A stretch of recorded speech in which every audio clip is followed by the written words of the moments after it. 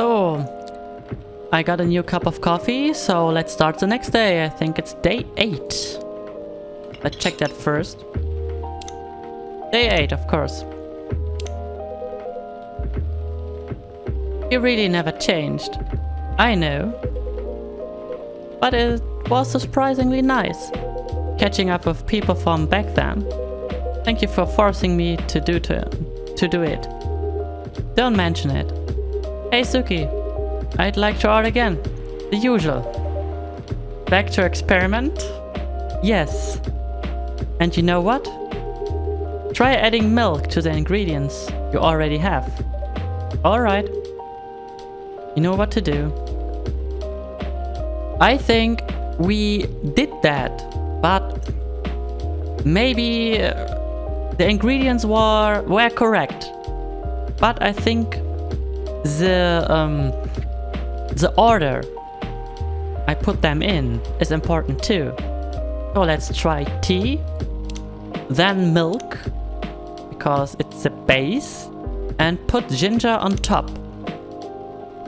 But I think last time we did tea, ginger, milk. Maybe we need to put it in the right order. Let's try it.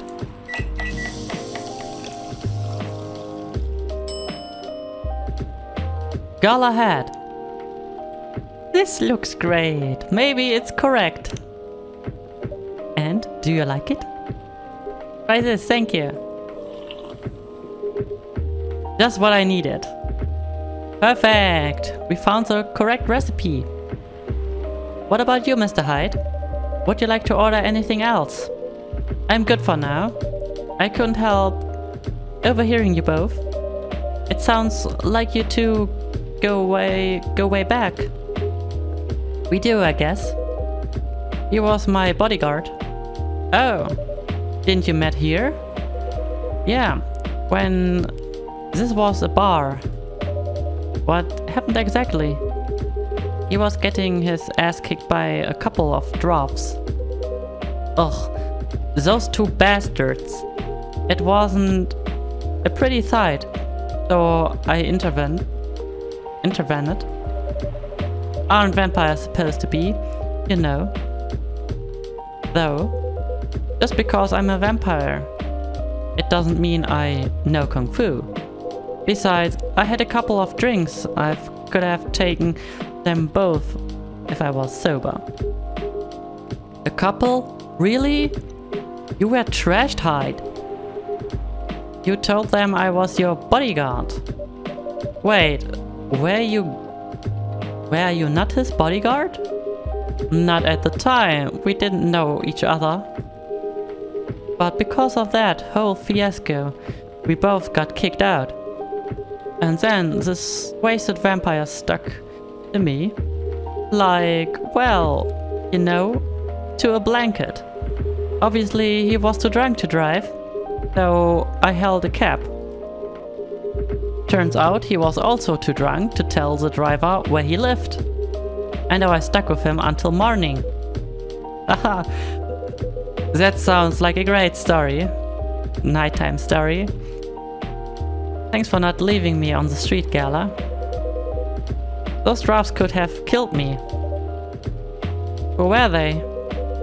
I'm not going to confirm or deny anything, but it was possible they may have had ties to the mafia. And I might have lost some of their money on the stock market. A lot of their money. Yikes. They wanted me to launder the dirty money, so I decided to screw them over instead. Yeah, I overheard what they were talking about before the fight started. I knew Hyde was innocent, but that's why I helped him. He might be an annoying asshole, but he's not a thief. What a stroke of luck, the universe sending me a guardian angel in my time of need. So the next morning I offered him a job as a bodyguard for real. My bodyguard for real. After all the trouble you caused me to the night before. Hey, I took you to breakfast. Don't tell me that counted for nothing. I have to say I wasn't my proudest moment. I was broke, breakfast was an offer I couldn't refuse. It was the late 60s, mind you. It wasn't easy finding a job, especially for people like me. Werewolves. War veterans. Ah, I see. So, how did you go from working as a bodyguard to working in the hospital gala? Well, when he was working with me, I noticed height. I'd prefer it if we skip that part. I'm sorry, but I don't want to go into any details about it. It's alright. Forgive me for asking. I don't mind telling you the quick and dirty version. Long story short, he helped me with something. Let's just say, something from my past. Thanks to that help, I found a new purpose in life. Helping other people life. Of course, it's not easy for a veteran werewolf to become a nurse or doctor. That's why I choose hospital admin instead. Though you could say I owe this guy my life. Thanks to stubborn persistence in helping me when I need it. Thank you for sharing your story with me. I didn't expect such a tale from you. I know. Anyway, Sookie, I'd like to order something now. What would you like? Can you make a tea-based drink that's warm and cool at the same time? Warm and cool at the same time. Okay, he wants tea. The only thing I have what's cold is milk. Let's try that out, I have no idea.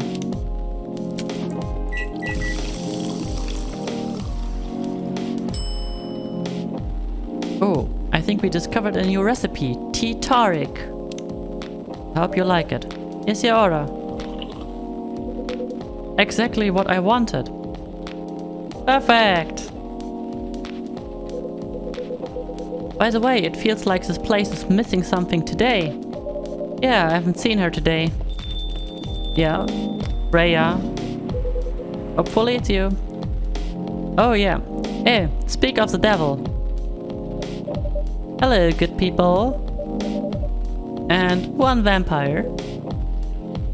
Hehe. It's good to see you too. Rhea.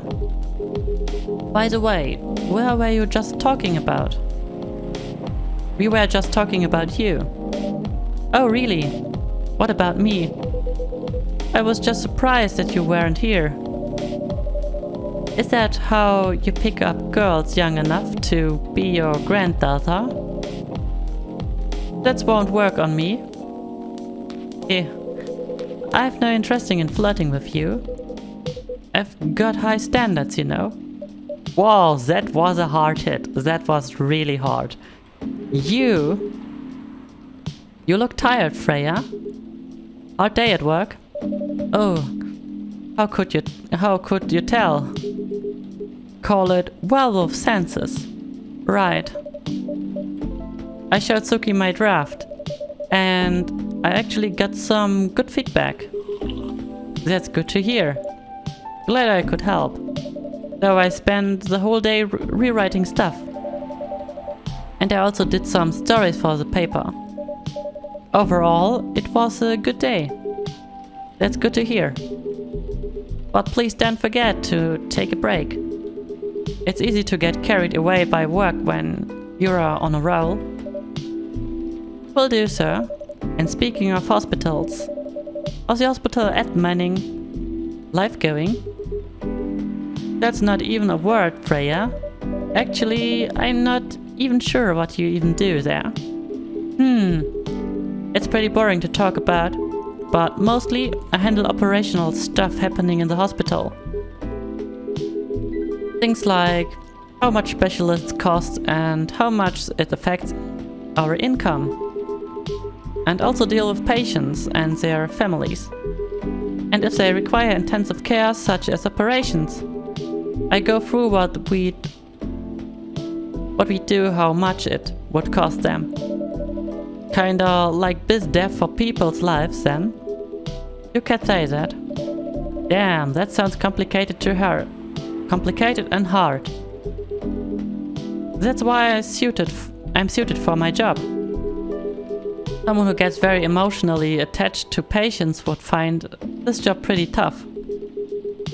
Whereas heartless people like my friend here only see it from a business perspective. Good point. That's true, you are heartless. Why do people rarely talk about your kind of job? I guess most people don't really notice we exist or think about the necessity of it. Exactly, it's an interesting job, yet no one talks about it. Maybe because most admins are just like me, who rarely talk about work outside the hospital. Why? For me, I just don't find any reason to.